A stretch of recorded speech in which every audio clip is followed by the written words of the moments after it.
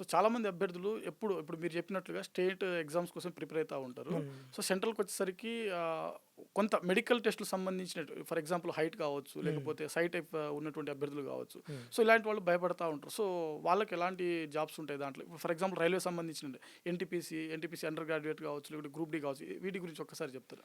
Okay. Medical standard అనేది A1, A2, okay. B1, B2, C1 standard ఉంటదండి. Okay. ఆ standard మనం చూసుకోవాలి. ఓకే. ఇప్పుడు నా జేఈ వచ్చేసి నాది B1 స్టాండర్డ్. ఓకే. అంటే ఇప్పుడు చాలామంది ఐ ప్రాబ్లమ్ వల్ల అప్లై చేసుకోవాలో చేసుకోవద్దని చెప్పేసి అనుకుంటారు. ఓకే. ఐ ప్రాబ్లమ్ వల్ల ఏం కాదు. Okay. With specs 6/6 okay. With specs 6/9 ఉన్నా కూడా ఓకే. నో ప్రాబ్లమ్ అంటే అప్లై ఇప్పుడు ఐ చేసుకోవచ్చు. సైట్ నేనున్నా ఫర్ ఎగ్జాంపుల్ ఆ! నాకు సైట్ ఉంది. ఆ! నేను స్పెట్స్ యూజ్ చేస్తాను. ఆ! నేను కూడా అప్లై చేసుకోవచ్చా? నో, మీరు కూడా అప్లై చేసుకోవచ్చు. No okay. Problem. Okay.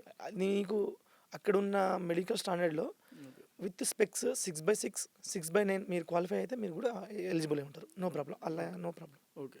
So, syllabus అంశానికొచ్చేసరికి ఇప్పుడు మనకు స్టేట్ లెవెల్‌లో గ్రూప్ 1, గ్రూప్ 2, గ్రూప్ 3 ఈ ఎగ్జామ్స్ ఉన్నాయండి ఫర్ ఎగ్జాంపుల్. హ్మ్. వీటిలో మనకు గ్రూప్ 1లో దాదాపు 6 పేపర్లు ఉంటాయి. గ్రూప్ 2 వచ్చేసరికి 4 పేపర్లు. గ్రూప్ 3 వచ్చేసరికి 3 పేపర్లు. ఇంకా గ్రూప్ 4 వచ్చేసరికి 2 పేపర్లు. ఇంకా వేరే ఏదైనా ఎగ్జామ్స్ ఉంటే వీఆర్ఓ ఇలాంటి ఎగ్జామ్స్ ఉంటే 2 పేపర్స్ ఆర్ 1 పేపర్ ఉంటుంది. అవును. కానీ రైల్వేకొచ్చేసరికి ప్రతి ఎగ్జామ్స్ ఇప్పుడు ఆ! ఎన్‌టీపీసీ కాడ నుంచి గ్రూప్ డి వరకు, జేఈ వరకు ఓకే. అన్నిటికి సిలబస్ ఏ విధంగా ఉంటుంది? అన్నిటి కామన్‌గా ఉంటుందా? లేకపోతే వేరే వేరే చదవాల్సి ఉంటుందా?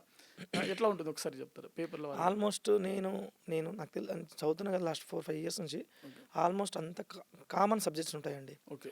జేఈలో CBD 2లో వచ్చేసేటప్పటికి కొంచెం చేంజ్ అవుతుంటది. ఎందుకంటే టెక్నికల్ ఓకే. అబిలిటీస్ వస్తుంటది కాబట్టి ఓకే. చేంజ్ అవుతుంటది. మిగతా మొత్తం ఆల్మోస్ట్ గ్రూప్ డి నుంచి హ్మ్.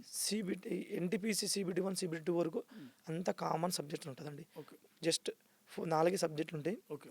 Like mathematics 1, okay. Reasoning, okay. General awareness okay. And general science. Okay. ఈ 4 సబ్జెక్టులు ఉంటది. ఓకే. ఈ 4 సబ్జెక్టులే మనం డిపార్ట్‌మెంట్ సబ్జెక్ట్ వైస్ మనం గో త్రూ వెళ్ళాలి.